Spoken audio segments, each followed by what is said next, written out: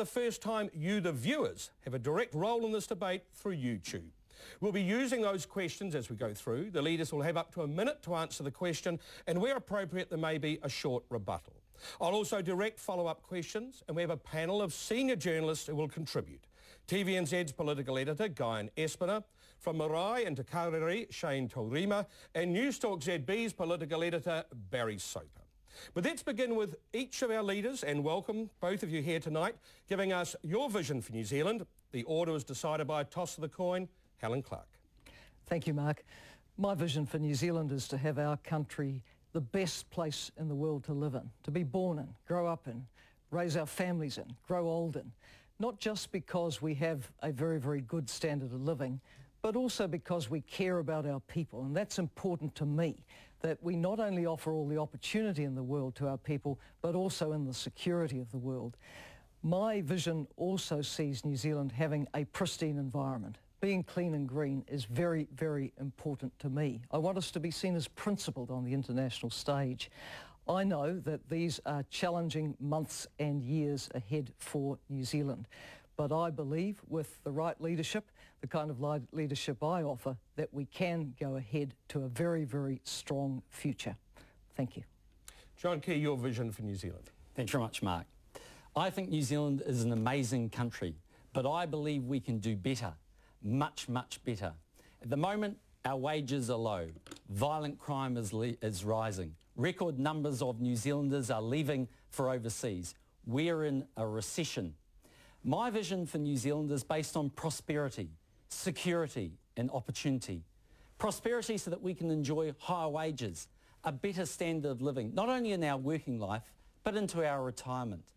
Security so that we can ensure that our communities and streets are once again safe again, and we feel as though we won't be the next victim of a random act of violence. And of course, opportunity, the equality of opportunity. So every child, no matter how disadvantaged a background they come from, can be equipped with the skills they need to compete in the modern economy. I am very ambitious for New Zealand. It is time for fresh leadership. It's time for a fresh start. So from what the leaders want to tell us to what you want to know, and our first YouTube question, which comes from Lucas. Hi, my name's Lucas. I'm from Auckland. My question is for John Key. Is he happy to leave the 20% of the country which have joined the KiwiSaver scheme out in the cold, given that he plans to remove the employer contribution from the scheme in order to pay for his tax cuts, which are only marginally better than Labour's? Is it a fair trade-off, John Key? Well, Lucas, we're backing a KiwiSaver scheme, but one that's enduring and one that's lasting. At the moment, as Lucas pointed out, 20% are in the scheme, but 80% are not, or roughly 3 out of 4 actually are probably the correct numbers, are not in the scheme. We want to make sure that every New Zealander has a chance to get in that scheme and stay in that scheme by putting 2% in and being matched by 2% from the government and 2% from your employer. For every dollar you put in under our scheme, $3 ends up in your account. And the other point I'd make, Mark, is this. Joining a KiwiSaver scheme is a bit like going to a gym. It's one thing to join up, it's another thing to stay in hard economic times which New Zealanders are now facing. Many of them may be forced to pull out because they can't afford the 4%. So under our scheme, a bit like a gym, if you can stay in and go there on a regular basis, then by the time you get to your retirement, you'll have a wonderful nest egg. I think our scheme is much more enduring, much more affordable, and more New Zealanders will be in the scheme. Helen Clark, is he making it more accessible? No, the policy that John and Bill English announced last week wrecks KiwiSaver. And the feedback we've had from people is that they'd made their plans around it. They like the fact that once they're in it, they keep saving and they keep saving at the 4%. Now, what the National Party is proposing would strip away at least half the value of it, if not more. And of course, to the people in KiwiSaver, and that's probably somewhere close to a third of our workforce, for them, the tax cuts which Mr Key promised are more or less wiped away by what he's done to KiwiSaver. He's also made it possible for employers to dock your wages for their contribution to go in. So you end up paying not only for your own contribution, but you also pay for the employer contribution. Right at the top of this debate, Helen Clark is misleading New Zealanders. We are legislating in KiwiSaver so that your contributions to KiwiSaver are on top of your wages. What we are doing is giving equality in the workforce. If an employer wants to give all of their workers the same rate, some that are in KiwiSaver, some that aren't, they can do that, that's fair enough. But secondly, let's understand this, the unions actually came to the select committee and they argued very strongly for a scheme exactly the same as ours, 2+2. Why? Because they knew that a vast bulk of New Zealanders would be able to get in. One important thing here actually, Mark, also, is this, that for a lot of New Zealanders, saving is very difficult. We're actually trying to bolt on top of New Zealand superannuation, something we're guaranteeing at age 65 and for 66% of the average wage, a KiwiSaver scheme they can have in their retirement. Let's get everybody in the scheme, not just the fortunate few who can afford to put in 4%. John, let's be clear about who's misleading New Zealanders. The Labour government, in the last weeks of Parliament, legislated so that an employer couldn't dock wages to put in the employer contribution. Right, Mr Key voted against that. He's made it clear that a worker who wasn't in KiwiSaver would get a pay increase while the worker in KiwiSaver would not. Well, the next question may be something you could both disagree on as well. It comes from London and it's from Adrian Parker. Okay, my name's Adrian. Helen, John, when I left New Zealand about 3 years ago, I was paying 39 cents in the dollar. The government said I was rich. I didn't feel rich, but in the UK where I live now, I pay less. And in Australia, if I went back there, I'd pay less as well. So my question is, well, what are you going to do to level the playing field for income tax? Helen Clark, what are you going to do? Well, I understand that the top tax rate in Britain is higher than that in New Zealand, as is the top tax rate in Australia. But we have, to answer the question, specifically raised the threshold at which people go into the top tax rate. It raises to $70,000, I understand, from the 1st of October, which was a few days ago, and then it goes up to $80,000 at a later part of our tax package. So we're certainly taking on board that the threshold needs to be raised. I mean, you didn't go as far as you planned on going on cutting the top tax rate. We are cutting the top personal rate from 39% to 37%, and yes, we'd like to come down lower than that over time. Let's understand one thing about people who pay the top personal rate. A lot of them have been to university. We salute what they've done. Good on them. We want them in our economy. But 1 out of 4 New Zealanders that have been to university now live overseas. We're talking about the doctors, we're talking about the scientists, we're talking about all sorts of people we want in our economy. Helen Clark's government have scared those people off. In record numbers, they are leaving for overseas. And I say, let's not send those people overseas. Let's have those people working in our economy. The second thing Helen Clark said was in Australia the top rate is higher. That's actually true. Two things. Let's have a competitive advantage here in New Zealand. And secondly, in Australia, where the top personal rate cuts in, it's hundreds of thousands higher. And actually, over time, by 2011, under Helen Clark's scheme, you'll have to earn $1.5 million before you start paying less tax in New Zealand than you pay in Australia. Is this the time for tax cuts, Helen Clark? We announced a package of tax cuts in May. It's a $10.6 billion package. It's phased in over the period from 1st of October through to 1st of April 2011. We stand by that package and we won't be changing it. But you know, a lot of people, like John, go overseas. They try their luck. A lot like John come home. I welcome people coming home, but I'm all in favour of young New Zealanders going and seeing the world, trying their luck, bringing back skills which are fantastic for us. And by the way, let's not write off the people who are living away. They're patriotic Kiwis. They help us. They're in networks that support other Kiwis trying to start up their businesses, expand their exports away. I think we've got to think of the whole Kiwi family, not just the 4.2 million of us here, but those who are, for some time, living away from us. Were you pleased to see John Key come home? I'm always pleased to see people come home. Always pleased to see people come home. Listen, I want to go to our panel now and go and... Can I just make one point on taxes? Because there's an interesting thing here. Helen Clark's government took 25 days to raise taxes and 9 years to cut them. Today in Australia, they've announced a $10 billion plus package. What is Kevin Rudd doing for Australians? He's giving them a tax cut boost, like $1,000 or more at Christmas time. 7 of the last 9 years, the Australian cut taxes.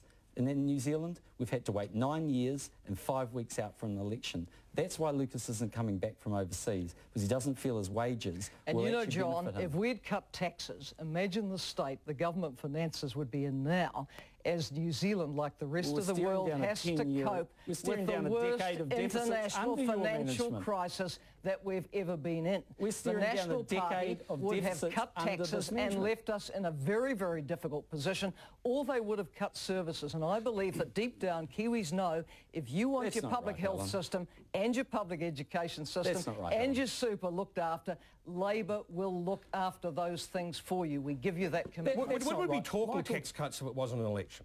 Of course we would, Mark, because we have always acknowledged that a time would come to do a general threshold change. But we'd already done very substantial tax relief for families. 70% of our families getting a lot of help from working for families. We'd already done tax relief for people in superannuation schemes. We'd already brought down the business tax rate. So we have a very good record on these things. Mark, can we afford them, John? Helen Clark, well, can we afford not to have tax cuts? I mean, New Zealanders are out there today. They're struggling to pay their power bill. I mean, there was a news story just on Friday night. 1 in 5 New Zealanders now in default of a bill. A lot of New Zealanders watching this program tonight can't afford to meet a lot of their commitments. Helen Clark's government thought it was more important to have a huge surplus rather than for New Zealanders to keep a little bit more of their money. No finance minister in New Zealand's history has had more opportunity to cut taxes than Michael Cullen. He's chosen not to do that. And what's happened? Our economy hasn't faced the right incentives. Record numbers of New Zealanders have left. Our growth numbers have been low. They're the truth. John cares so much about the issues of the family living on the average wage that his package last week offered them $1.92 a week more than Labor. That's how much he cared, and took $40 a week off what was going into their KiwiSaver account. That's not true. And these are our people. These are our people who know that they were putting money aside from their savings, working up to not on their own 4%, but their employers' 4%. He has wrecked that for them, and even on the average wage, they wouldn't get the full benefit of the $20 a week personal tax credit, which Labor makes available to them under national scheme. So Helen cares so much about our economy, but she didn't mind that when she came into office, interest rates were roughly 6.5%, and under her leadership, she let them go to 10.5%. The average New Zealander watching this program has interest rates almost doubled under Labor's leadership. That is a huge commitment on their part. Their power bills have gone up 50% in the last 5 years. And their real income, John, as you know, is up by 25%. Their real income, John, is up 25%. And you know my commitment and my package delivers to ordinary Kiwis. Yours rewards the other side of town, John. You know that. You have no limit to what people on big incomes can get from your tax package. We're still going to keep talking the economy. What do I mean? Guy and Espen are in here now. Guy. Thanks, Mark. Well, John Key, we've seen Labor's plan for economic recovery. Beyond tax cuts, what is National's plan to lead us out of the economic crisis that we find ourselves in? Well, firstly, let me just make the point that we agree with depositor protection. We agree with that. I advocated for that for last week. Actually, we were pretty much the last cab off the rank to get there, but we support the issue that New Zealanders can feel safe with their money in the bank. But the real issue here is about growth. Labor have a spending plan, they don't have a growth plan. That's why our productivity has been collapsing. Now, under National, we've got a number of things we're going to do. One, yes, we will cut taxes and put the right incentives in the economy.